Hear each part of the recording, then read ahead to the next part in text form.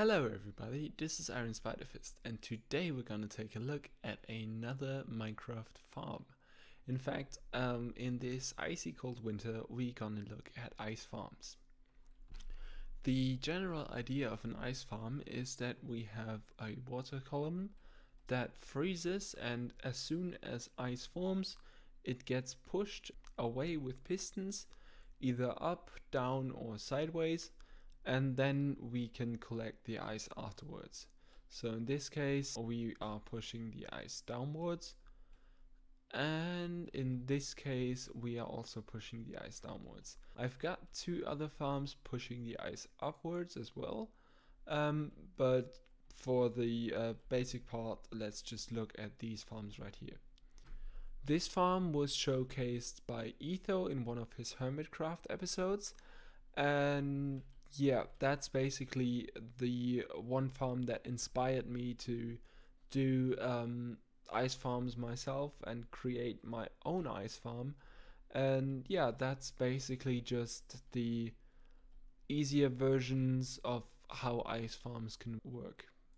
So in this farm, we have a water column in the middle, and then two water source blocks at this end and two other ones at this end. And we have a redstone clock activating this 15 long segment and activating the pistons on the outside first, pushing inside the non-sticky pistons, and these pistons will push downwards. And as you might see here, as soon as the piston push limit is achieved, we have some problems pushing down the ice. So this is the furthest down it will go, and if ice forms on top there's nothing we can do about it. So you'd have to collect this ice, and then the farm will start working again, like properly and at the normal efficiency level. For the next farm, we have the same principle.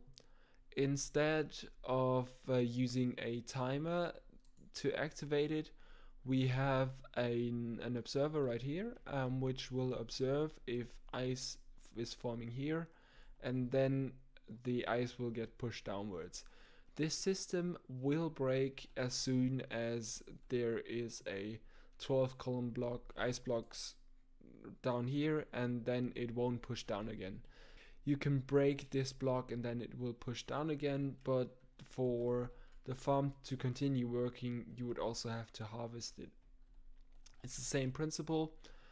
We have a water source right here, and basically water sources under the pistons. Over here we have two other ice farm designs. Basically, these ice farms just push the ice upwards as soon as it forms, and then either push it out of the middle, like this one right here, or pull it out using sticky pistons. They both work very fine. In this case, we can see at the end right here, there for our first layer of ice that is forming right here, it has achieved the piston push limit. And so the next ice that is pushed upwards will go up further and go into a second layer. And we are making use of smart pistons, so as soon as an ice block gets pushed upwards right here, the observer will detect it.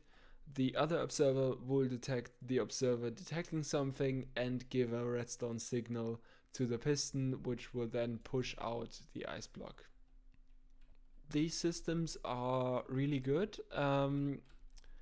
The only downside for the right system is that we need to have pistons here in the middle pushing out the ice. That minimizes the stackability of the farm. So if you want to stack the farms together, this one won't do that nicely. And in this case, with the other farm, we are using these sticky pistons to pull out the ice, which is also quite fast. And as we can see, the ice gets pushed up and pulled over, and that is basically a real smart way to do it without using too much space. And yeah, This one needs a lot more resources though, is a bit more efficient also. So as we can see, the ice gets pulled over, pushed upwards, and then we have immovable objects so that it can't push up more than one ice block at a time. And then it gets pulled over the second time, pushed upwards a second time, and then pulled over a last time and pushed upwards for the last time as well. And then we have 3 modules of smart pistons, so 1, 2, 3, and basically layering the ice in 3 layers. And then we could have right here use some blocks to make a water funnel and then blow up the ice with a TNT duper and then just collect it in the water and have the water collection system somewhere around here and just automate the whole process with TNT duping. If we look at how efficient these farms are, I averaged out the amount of ice I get in the same amount of time, so I left the farms running for a really long time and I got out 88 ice blocks on this side and on the other side 97. So in average you get 93 blocks out of this ice farm for the same amount of time as you get 67 out of this ice farm. This one is a bit more lag efficient because the observer won't fire that often and therefore the pistons won't be activated as much, and you could have this running in the background without creating much lag, while with clock systems like this, where many pistons are firing, or even the ones over there, they will produce more lag, and so this one is the lag efficient farm that is not that efficient in collecting items, but still it is worth considering. For these over here, we have first of all the non-stackable one.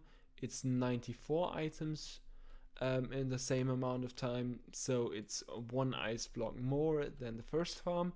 It is not that stackable though, so the first one is still the most efficient one. And then for the last one, we can see 115 blocks of ice, and that is basically the most efficient one. It is stackable, so if you would copy this to the other side, you would get more ice blocks in the same amount of time as if you're using the system that I showed you in the beginning. If we take a look at the redstone right here, it's rather simple. We have a redstone clock, and this runs into a monostable circuit, which makes the redstone pulse really short. And then we send the redstone pulse over there, making sure that this redstone torch gets put out. And then we have the pistons firing, because if this redstone torch turns off, then we have these ones turning on, and that will fire the pistons and push up the generated ice in this column right here. Then we have also another redstone output at this line, which will basically trigger these pistons in succession, so that we first pull over the ice and then push it upwards. And we have that multiple times happening, so the first module is right here, then we have the second module right here, and the third one right here. So always pulling over first, then pushing upwards. And we have some immovable objects right here. You could get rid of those, but I left them in as a kind of precaution, so that you can't push over blocks over this line. Then we have a block on top of the ice forming, and then the ice forming will stop. So that is basically what will break the system, and I have this one as a precaution so that the system will break a bit later, but it only happens if you leave it running long enough and don't have any storage left. So in this case we're also using smart pistons. As soon as an ice block gets pushed upwards, the observer will detect it and then fire over and push it to the limit till there's 12 blocks of ice right here, and then the machine will put the ice further upwards and we have the second layer and then finally the third layer. And yeah, that's basically it. So that's been it from me today, guys. I hope you enjoyed it. This has been Iron Spider Fist, and I'll see you in the next one. Goodbye.